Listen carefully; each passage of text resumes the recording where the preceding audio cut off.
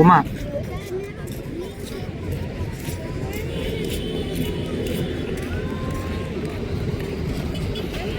Uma జాతకము life.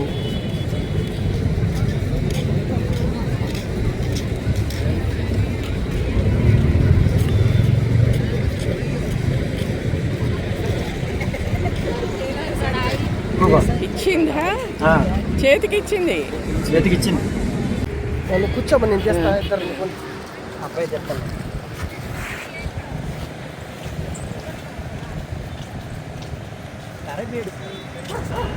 కరడిస్టెంట్ మనసు మంచిది.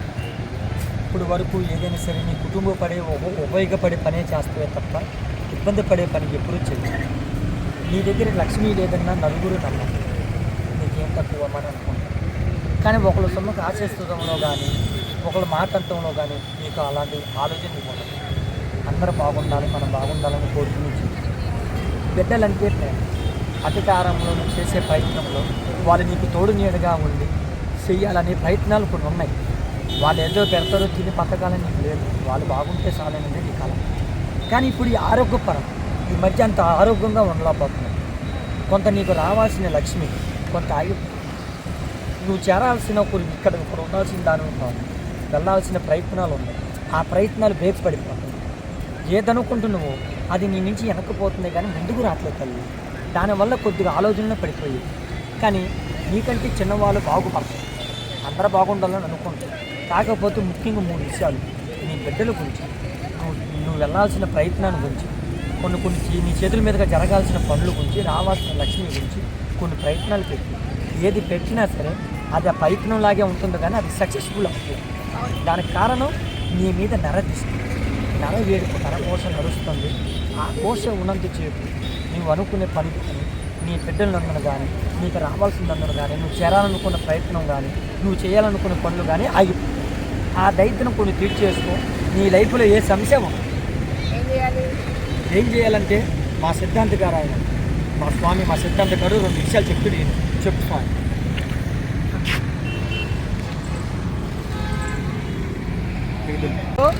నువ్వు కోరుకున్నది, నువ్వు ఇష్టపడిన పద్ధతి నీ కాలకాడికి రావాల్సిందే. ఎందుకంటే 10 మందికి బాగుండేయాలని కోరుకునే మనస్తత్వం నీది. అర్థమైందా? కష్టం నుండే ముందున్నావు. చాలా దగ్గర వాళ్ళకి కానీ బయట వాళ్ళకి కానీ కష్టం వచ్చిందంటే తొలగిపోయినా ముందున్నావు. ఎంతోమందికి సాయం చేసిన హృదయం నీది. కానీ ఏ రోజు ఒకరికి ఆశించలే, ఒక సొమ్ము మీద ఆశపడలే. అలాంటి మనస్తత్వం నీకు ఆ తల్లి ఆశిస్తులు నీకు ఉండాలి. ఆ తల్లి రూపం నీ దగ్గర ఉండాలి. ఇంకా 10 మందికి నీ ద్వారా ఇంకో 10 మంది బాగుపడాలి. నీ పేరు ఇంకా 10 మంది చెప్పుకోవాలి.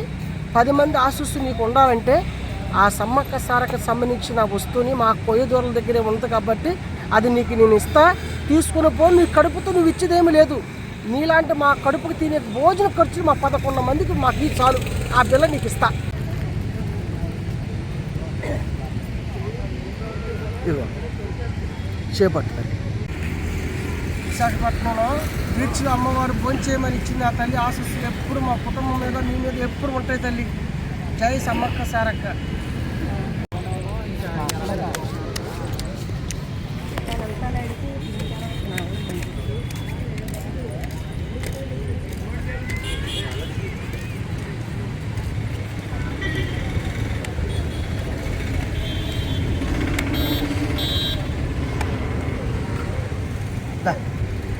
అమ్మగారు జాతకం ఎక్కడో చూడు.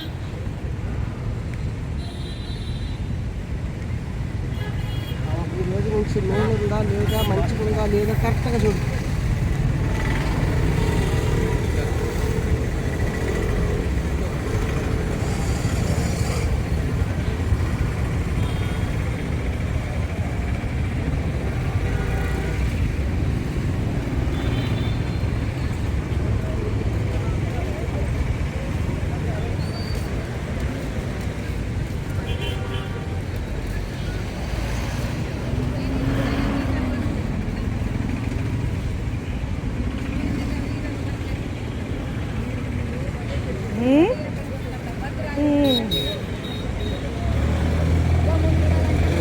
సమ్మక్క వస్తువు తీసుకున్నావుగా, సమ్మక్క సారకు వచ్చారు చూసావా?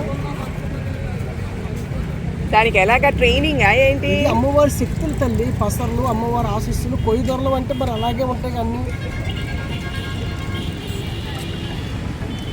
అది కూర్చో తల్లి.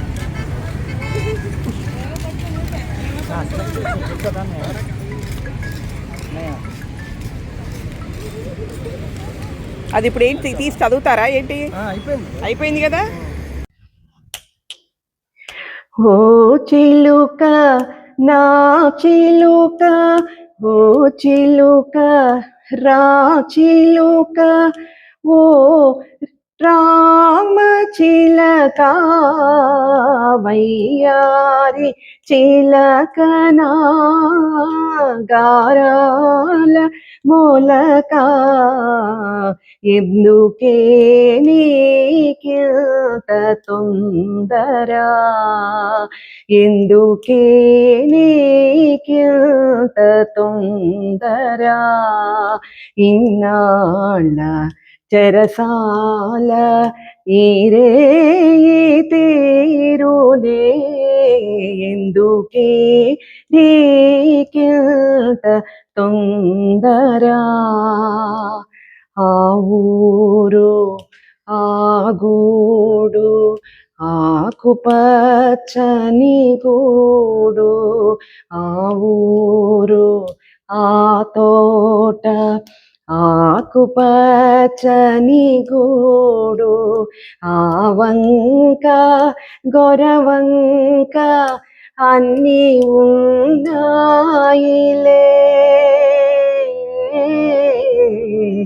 ఆ వంక గొరవంక అన్నీ ఉన్నాయిలే,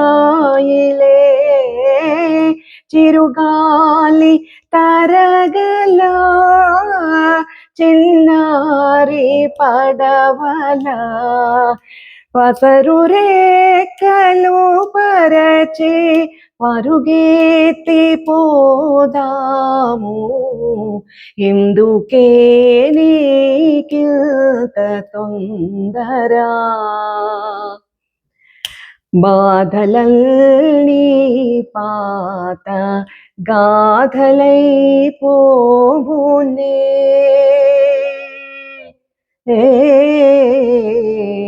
బాధలన్నీ పాత గాథలై పోవునే, వంతలన్నీ వెలుగో ఉంతలో మాయునే, ఎలాగో ఓలాగో ఈరే దాటేనా,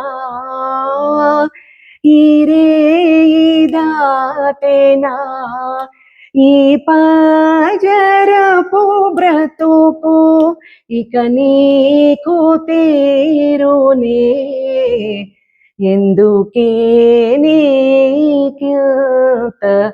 తొందరా.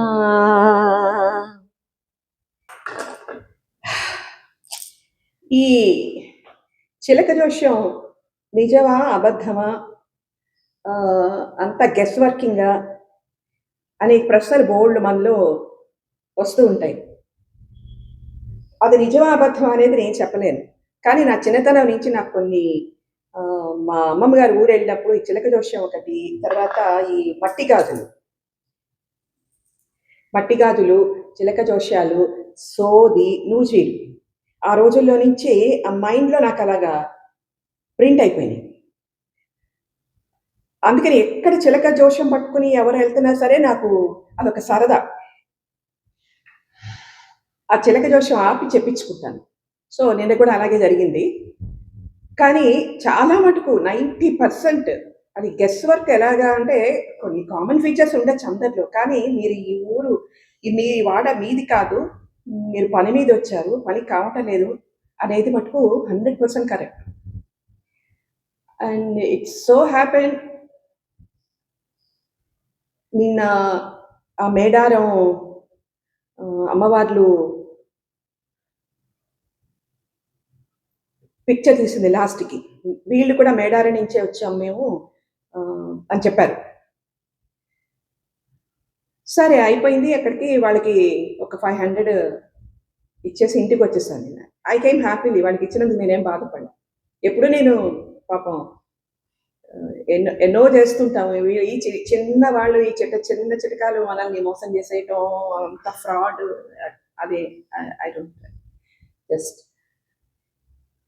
ఇంటికొచ్చి నేను స్నానం చేసి వాడిచ్చిన రూపు నేను దేవుడి దగ్గర పెట్టి దీపం పెట్టి 7:00కి నేను పిక్చర్ స్టార్ట్ చేశా. టీవీ స్టార్ట్ చేశాం. బోర్ కొట్టి సరే సినిమా చూద్దాం. యూ వోంట్ బిలీవ్, ఫస్ట్ నేను ఇంకా దాన్ని ఫస్ట్ ఛానలే అదే ఉందన్నమాట. సమ్మక్క సారక్క మేడారం స్టోరీ వెళ్తోంది. I was so shocked. Okay, వాళ్ళు సమ్మక్క సారక్క నుంచి వస్తున్నాం, మేము మేడారం నుంచి వస్తున్నాం. వాళ్ళ యాక్సెంట్ ఏమీ అట్లా తెలంగాణ యాక్సెంట్ లాగా లేదు. ఏదో చెప్పారు. సరే మేబీ అది ఇంటికొచ్చి నేను వాళ్ళు ఫోటో తీసినప్పుడు కూడా సమ్మక్క సారక్క పిక్చర్ వచ్చింది. ఇంటికొచ్చి నేను స్నానం చేసి ఒక దీపం పెట్టుకొని పిక్చర్ ఆన్ చేస్తే Sammakka Sarakka is going on. మరి దీన్ని ఎలా జీర్ణించుకోవాలో నాకు తెలీదు.